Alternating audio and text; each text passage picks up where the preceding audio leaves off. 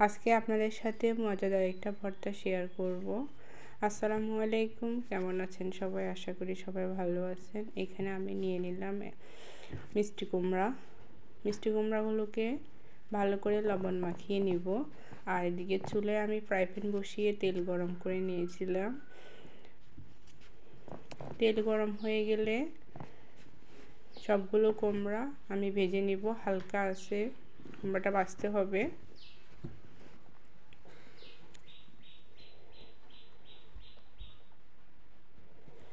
সবগুলো কুমড়া ভেজে উঠিয়ে নিলাম। আর এদিকে দিয়ে দিলাম শুকনো মরিচ, আর এখানে দিয়ে দিলাম আমি কিছু রসুন কুচি আর পেঁয়াজ কুচি।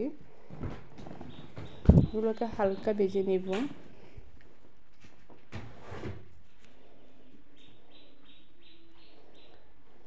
এইটা চলে আসলাম ভর্তাটা বানাতে। এটা হাতে মেখে বানাবো।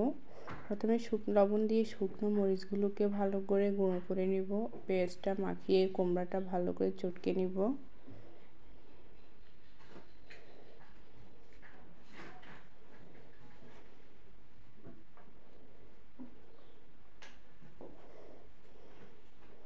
এভাবে করে মজাদার ভর্তাটা তৈরি করব। আর শেষে একটু দিয়ে দিলাম সরিষার তেল।